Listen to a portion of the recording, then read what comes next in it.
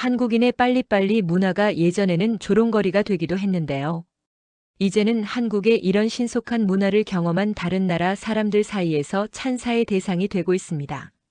한국인들의 일처리가 몹시 빠르고 정확하다는 것에 대해 전 세계적으로도 유명해졌을 정도인데요. 이런 한국의 능력은 이제 감탄을 넘어 감동까지 주고 있다고 합니다. 오늘은 자폐증 아이와 엄마의 여행 이야기를 들어보실 건데요. 한 외국인이 한국에서 겪은 경험에 대해 올린 사연을 전달해 드립니다. 이야기 시작 전 구독과 좋아요는 저에게 큰 힘이 됩니다. 이 여성은 캐나다에 살고 있는 8살 아이를 기르고 있는 44세 엄마입니다. 그녀는 불가피한 사정으로 인해 장애를 가진 아들과 한국에 오게 되었다고 합니다. 이 여성은 자신의 실수로 엄청난 공경에 처해버렸지만 한국인들의 기지로 기적과도 같은 경험을 할 수 있었다고 하는데요. 그렇다면 이 외국인이 한국에서 대체 어떤 일을 겪은 것인지 자세한 내용 살펴보도록 하겠습니다. 안녕하세요. 저는 캐나다인으로 현재 평범하지만은 않은 삶을 살고 있어요. 제 삶이 평범해지지 않은 이유는 바로 눈에 넣어도 아프지 않을 제 소중한 아들이 자폐가 있는 것을 알게 되고부터입니다.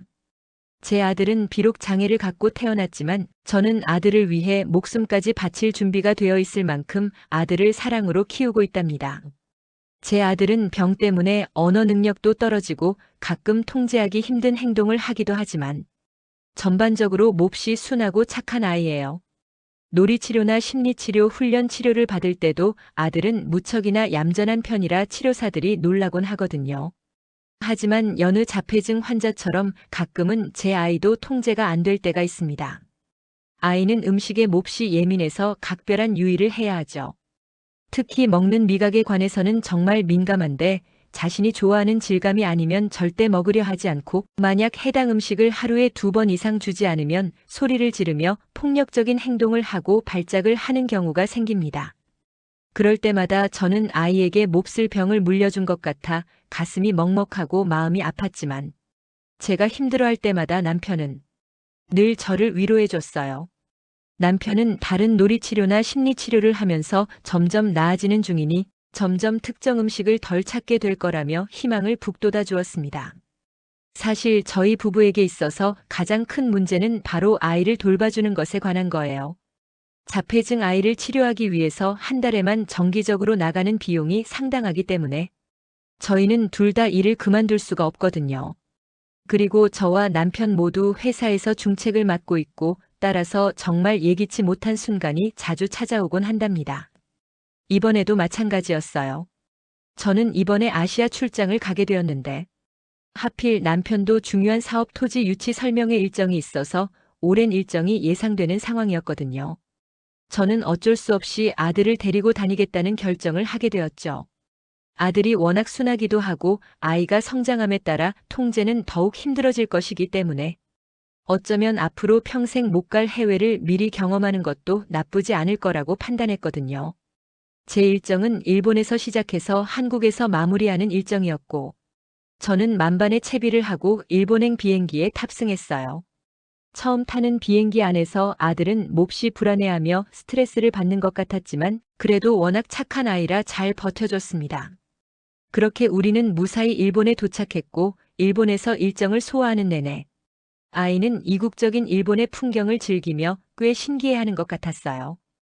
그리고 아이가 좋아하는 것을 보니 정서 발달에도 큰 도움이 될 것 같아서 아이를 데려오길 잘했다고 생각하게 되었습니다. 그렇게 일본에서의 일정을 마무리하고 저는 한국으로 가게 되었어요.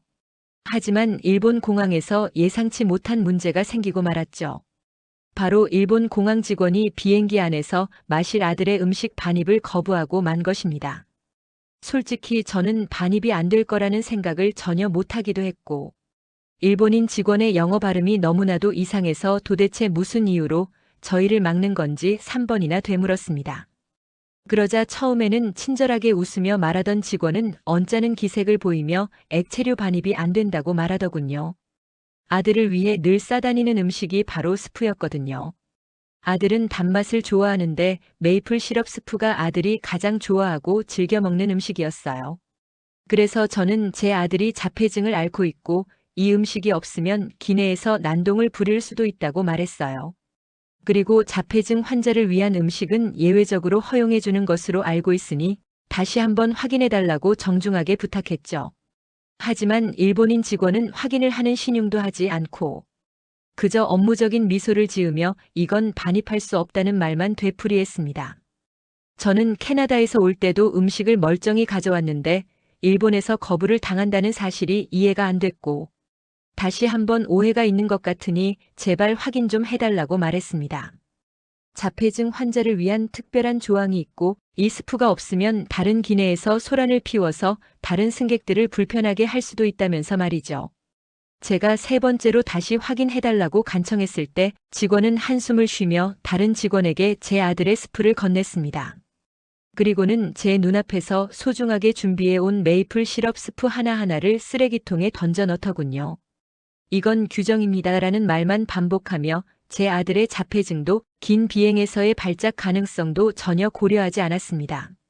저는 캐나다 공항에서는 문제없이 통과했는데 왜 여기서는 이렇게까지 차갑게 대하는지 이해할 수 없었습니다.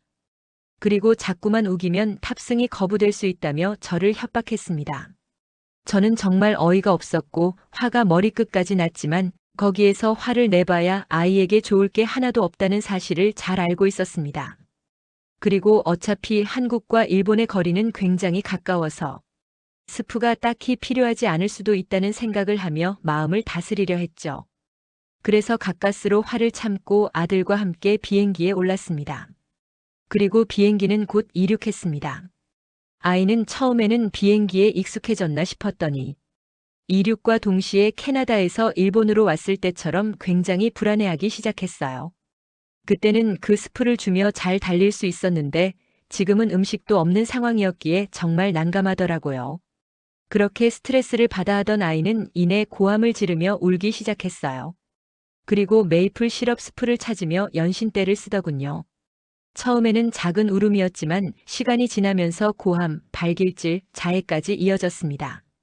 그러려니 했던 승객들도 시간이 지남에 따라 제게 눈치를 주며 언제나 하기 시작했고 저는 정말 비행기에서 지옥 같은 시간을 보내야만 했습니다. 일본인 승무원은 제게 다른 사람들에게 민폐가 될 수 있으니 조용히 해달라는 말을 반복하였죠. 저는 일본의 이런 무책임한 태도에 질려서 정말 가까스로 화를 참았던 것 같네요.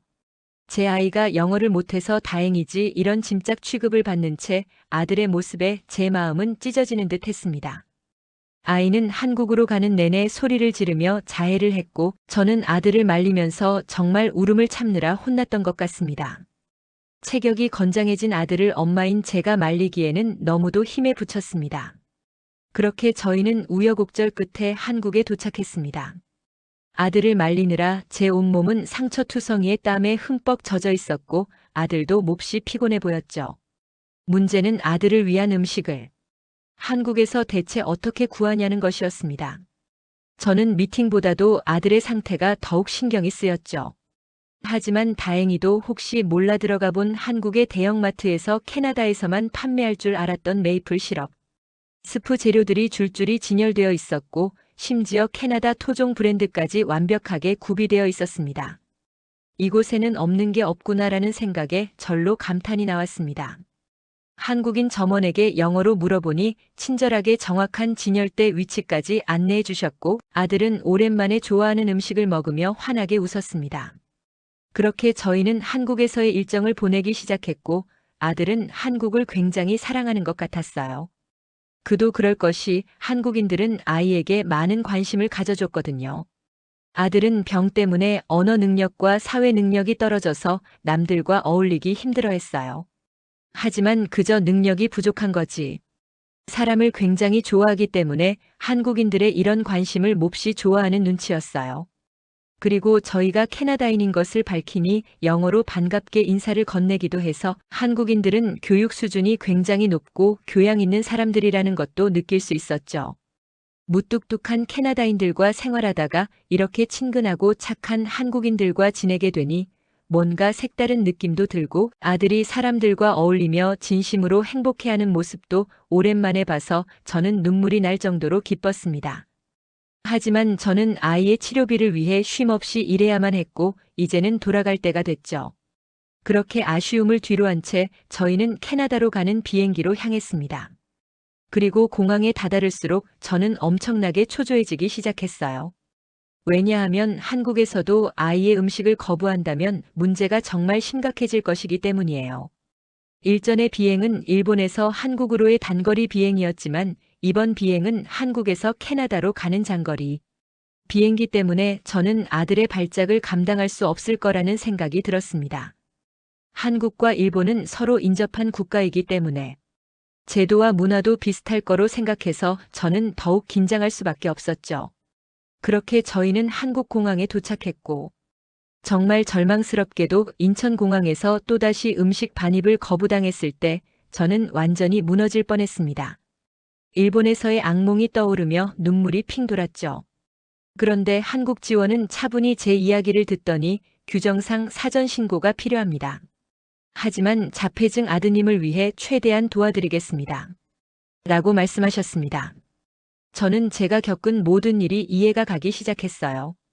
저는 아들과 함께 가는 출장은 처음이라 이것저것 많은 것들을 챙겨야만 했고 캐나다에서 나갈 때만 사전 신고를 하고만 것이었습니다. 일본에서 일하는 제 캐나다인 동료들은 제 사정을 워낙 잘 알고 동료들도 아들이 좋아하는 스프를 즐겨 먹기 때문에 그들에게 스프 몇 개를 준비해 달라고 부탁할 수 있었습니다. 그래서 당연히 자폐아의 음식 반입이 가능하다는 것을 알고 있었기에 그냥 들고 간 것이었습니다.